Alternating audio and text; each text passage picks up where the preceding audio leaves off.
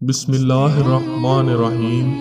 بخاری و مسلم میں بنی اسرائیل کے ایک ایسے قاتل کا واقعہ بیان ہوا ہے جس نے اپنی زندگی میں 99 افراد کا قتل کر دیا۔ حضور اکرم صلی اللہ علیہ وآلہ وسلم نے اللہ کے ہاں توبہ کی قبولیت سے متعلق صحابہ کرام رضوان اللہ تعالی اجمعین کے سامنے بنی اسرائیل کے ایک قاتل کا نہایت خوبصورت اور ایمان افروز واقعہ بیان فرمایا کہ بنی اسرائیل میں ایک شخص چوری ڈکیتی اور قتل میں بہت مشہور تھا اور نہایت معمولی بات پر کسی کو قتل کر دیتا تھا۔ ہوتے ہوتے اس کے ہاتھ سے 99 افراد کا قتل ہو چکا تھا۔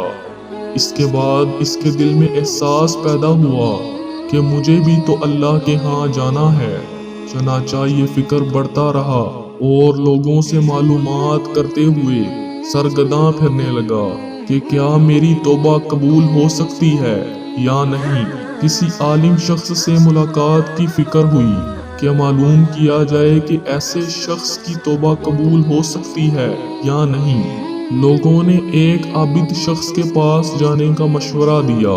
اس شخص نے اس کے پاس جا کر مسئلہ معلوم کیا کہ کیا میری توبہ قبول ہو سکتی ہے اور کیا میری مغفرت ہو سکتی ہے جبکہ میں نے 99 انسانوں کی جان مار دی ہے۔ تو اس عابد کو مسئلہ معلوم نہیں تھا، تو اس نے اپنی عقل سے قیاس آرائی کی کہ جو آدمی 99 انسانوں کی جان مار سکتا ہے اس کی مغفرت کہاں سے ہوگی۔ چنانچہ اس نے کہہ دیا کہ تیری توبہ قبول نہیں ہوگی۔ تو اس شخص نے غصہ اور جلال میں آ کر اس کو بھی قتل کر کے 100 قتل پورے کر دیے اور کہا کہ جب میری توبہ قبول نہیں ہوتی تو لاؤ تجھے بھی ختم کر کے 100 پورے کر دیتا ہوں۔ چنانچہ اس نے 100 پورے کر دیے، مگر اس کے دل میں تردد باقی رہا کہ میری مغفرت کی کوئی شکل ضرور ہوگی۔ اس لیے اس نے لوگوں سے پھر معلومات کا سلسلہ جاری کر دیا کہ روئے زمین میں سب سے بڑا عالم کون ہے، اس سے جا کے معلوم کروں گا، وہی صحیح مسئلہ بتا سکتا ہے۔ آخر لوگوں نے اس کو بتلایا کہ فلاں جگہ ایک عالم رہتا ہے، اس سے جا کے معلوم کرو۔ چنانچہ اس نے اس عالم صاحب کے پاس جا کر اپنی زندگی کی کارگزاری سنائی اور 100 آدمیوں کو کس طرح قتل کیا، سارا کارنامہ سنا کر معلوم کیا کہ اب بتلائے میری توبہ قبول ہو سکتی ہے یا نہیں۔ کیا اللہ کے ہاں مجھ جیسے گناہگار کے لیے بھی مغفرت کا کوئی خانہ ہے؟ تو اس عالم صاحب کو چونکہ علم تھا تو اس نے بتلایا کہ تیرے گناہ معاف کرنے میں اللہ کے ہاں کیا رکاوٹ ہے۔ اللہ کی رحمت کا سمندر تجھ جیسے گناہگاروں کے گناہوں سے بہت بڑا اور بہت وسیع ہے۔ چنانچہ اس عالم صاحب نے مشورہ دیا کہ تم فلاں جگہ سفر کر کے جاؤ، وہاں کچھ اللہ کے بندے رہتے ہیں، ان کا مشغلہ صرف اللہ کی عبادت ہے، ان کے ساتھ مل کر اللہ کی عبادت کرو اور نادم ہو کر اپنے گناہوں کی معافی مانگو، انشاءاللہ تمہاری مغفرت ہو جائے گی۔ جب اس شخص نے آدھا راستہ طے کر لیا تو ملک الموت آ گئے اور اس کی موت واقعہ ہو گئی۔ اب اس کی روح لے جانے کا مسئلہ کھڑا ہوا۔ آسمانوں سے رحمت کے فرشتے بھی آئے اور عذاب کے فرشتے بھی۔ رحمت کے فرشتے کہنے لگے کہ اس کی روح لے جانے کا حق ہم کو ہے، اس لیے کہ یہ سچے دل سے تائب ہو کر عبادت کے لیے جا رہا ہے۔ اور عذاب کے فرشتے کہنے لگے کہ اس کی روح لے جانے کے حقدار ہم ہیں، اس لیے کہ اس شخص نے کبھی کوئی نیک کام نہیں کیا ہے، پوری زندگی گناہوں میں گزار دی۔ اسی دوران آسمانوں سے ایک آدمی کی شکل میں ایک فرشتہ آیا۔ بعض روایات سے معلوم ہوتا ہے کہ یہ آنے والا فرشتہ حضرت جبریل امین علیہ السلام تھے۔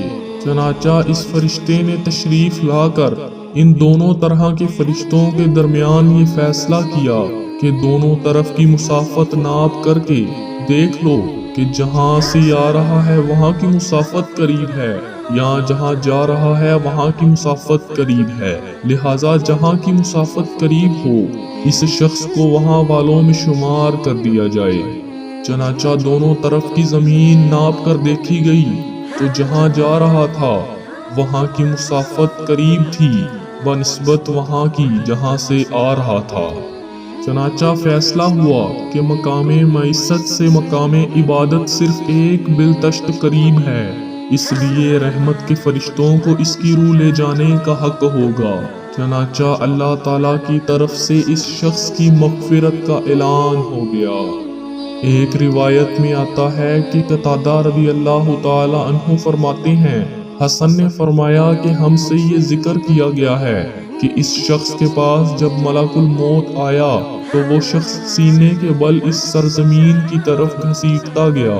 حدیث قدسی میں آتا ہے کہ میں اپنے بندے کے ساتھ اس کے گمان کے مطابق ہوتا ہوں اور وہ مجھے جہاں بھی یاد کرے میں اس کے ساتھ ہوں۔ بخدا اللہ تعالیٰ اپنے بندوں کی توبہ سے اس سے زیادہ خوش ہوتا ہے جتنی خوشی تم میں سے کسی ایسے شخص کو ہوتی ہے جس کا جانور بیاباں میں گم ہو کر پھر اسے مل جائے۔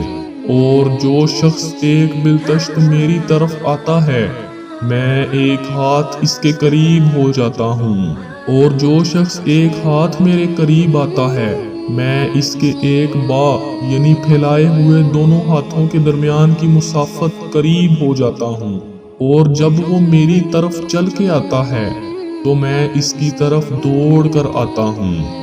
معلوم ہوا کہ انسان جب بھی سچے دل کے ساتھ توبہ کرے گا تو اللہ تعالیٰ انشاءاللہ ضرور قبول فرمائیں گے۔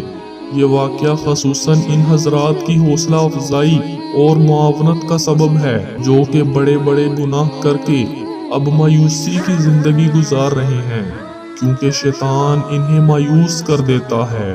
بہرحال گناہ گاروں کو شیطان کی باتوں میں آ کر مایوس نہیں ہونا چاہیے، بلکہ اللہ کی رحمت سے امید رکھ کے سچی توبہ کرنی چاہیے، کیونکہ اللہ کی رحمت بہت وسیع ہے۔ اللہ تعالی ہم سب کو عمل کرنے کی توفیق عطا فرمائے، آمین ثم آمین۔